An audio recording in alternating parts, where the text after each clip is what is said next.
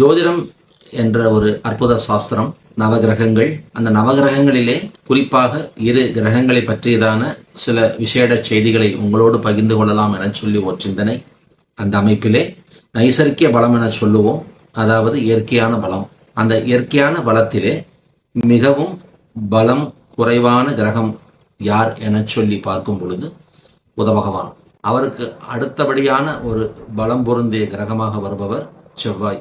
இவ்வாறு நவ கிரகங்களிலே ஒருவரை விட ஒருவர் சற்று பலமானவர் என சொல்லி வரிசைப்படுத்தி வரும் பொழுது அந்த அமைப்பிலே மிக அதீத பலத்தோடு இருப்பவர் ராகு, அவரை விட பலம் கொண்டவர் கேது. அதுதான் உண்மை. இயற்கையான பலம், நைசர்கிய பலம் என சொல்லி சொல்வார்கள். அந்த தன்மையிலே அதீத பலம் கொண்டவன் ராகு பகவான். ராகு பகவானை விட பலம் கொண்டவர் கேது. எனவே நவ கிரகங்களிலே அந்த 2 கிரகங்களுக்கும் நாம் சற்று முக்கியத்துவம் தர வேண்டியதான சூழல் உண்டு. அந்த அடிப்படையில் இந்த உலகில் பிறந்த எவராக இருந்தாலும் அவரது ஜாதகத்திலே ஓரிடத்தில் ராகு பகவானும், அந்த ராகு பகவான் இருக்கின்ற ராசிக்கு நேர் 7வது ராசியிலே கேது பகவானும் இருப்பார்கள். அவர்கள் எப்பொழுதுமே ஒருவருக்கு ஒருவர் 180 பாகை என்றதான ஒரு கணக்கிலே அப்பிரதட்சணமாக பலம் வருவார்கள். இதுவும் உலகறிந்த ஒரு உண்மை.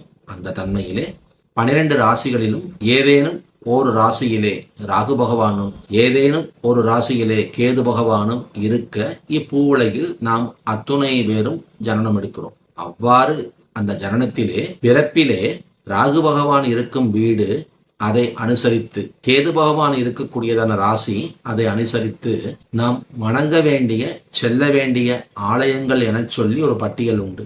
அந்த அமைப்பிலே அந்த இறை தன்மையோடு நாம் நம்மை தொடர்பு ஏற்படுத்திக் கொள்ளும் பொழுது நிச்சயமாக ராகு கேதுவனுடைய சுப தன்மைகளுக்கு நம்மை நாம் ஆளாக்கி கொள்ளலாம் என்பது நிதர்சனம். 3வது செய்தி, கோச்சார ராகு பகவான் மகரத்தில் இருப்பதாக எடுத்துக்கொள்வோம். மகரத்திலே ராகு பகவான் சஞ்சரிக்கும் பொழுது அவசியம் நாம் செல்ல வேண்டிய ஆலயம் என்ன என சொல்லி பார்க்கும் பொழுது திருப்பூரிலிருந்து அவினாசி செல்லும் வழியிலே திருப்பூருக்கும் அவினாசிக்கும் இடையில் இருக்கக்கூடிய அற்புத தலம் திருமுருகன்பூண்டி. அந்த திருமுருகன்பூண்டி என்ற அந்த அமைப்பில் இருக்கக்கூடியதான இறை தலத்திலே சென்று முருகப்பெருமானை வணங்கிவிட்டு அங்கு ராகு கேதுக்கு சாந்தி செய்யக்கூடியதான ஒரு அற்புதமான ஒரு ஆலயம் இருக்கிறது.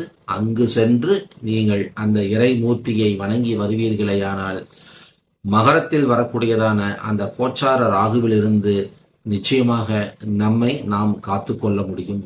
அதேபோல் பிறப்பிலேயே மகரத்தில் ராகு இருக்க பிறந்தவர்கள் அந்த திருமுருகன் பூண்டியில் இருக்கக்கூடியதான அந்த சர்பத்துடைய ஸ்தலம் அங்கு சென்று கேளுங்கள். திருமுருகன் பூண்டியில் இறங்கி இங்கே வந்து அதை கேதுவுடைய ஆலயம், கேது கோவில் என கூட சொல்வார்கள். நிச்சயமாக அங்கே இறைவனுடைய தன்மையிலே ராகு பகவானுடைய சாநித்தியம் நிறைந்திருக்கின்றது. அங்கு சென்று நீங்கள் இந்த இறை வழிபாடு செய்து வாருங்கள். ராகுவால் ஏற்படக்கூடியதான துன்பங்களிலிருந்து அழகாக நாம் நம்மை விடுவித்துக் கொள்ளலாம்.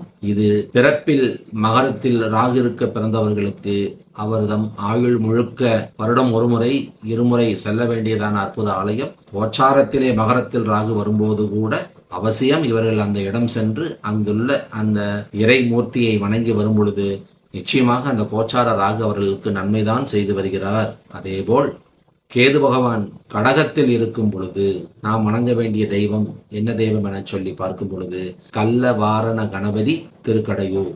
கடகத்தில் எவரெல்லாம் கேது பகவான் இருக்க பிறந்திருக்கின்றாரோ அவர்கள் வாழ்நாள் முழுக்க செல்லக்கூடியதான தெய்வம், இறை வழிபாடு செய்ய வேண்டியதான இறை வழிபாடு திருக்கடையூரிலே இருக்கக்கூடியதான கள்ள வாரண கணபதியை வழிபாடு செய்து வர வேண்டும். அந்த கடகத்து கேதுவால் வரக்கூடியதான கஷ்டங்களிலிருந்து துன்பங்களிலிருந்து நாம் நிச்சயமாக விடுதலை பெற முடியும். கடகத்தில் ஒருவர் பிறக்கும் பொழுது கேது பகவான் இல்லை என்றாலும் கூட கோச்சாரத்திலே அந்த கேது பகவான் கடகத்திற்கு வரும் பொழுது தப்பாமல் அந்த 1.5 வருட காலங்களில் 1 முறையோ 2 முறையோ அவர்கள் அந்த திருக்கடையூர் சென்று கள்ள வாரண கணபதியை வணங்கி வருவது நிச்சயமாய் அவர்களுக்கு அந்த கேதுவனுடைய இடர்பாடுகளிலிருந்து நல்லதொரு விடுதலை தருகிறது என்பதும் கண்கூடாக காணும் ஒரு செய்தியாகும்.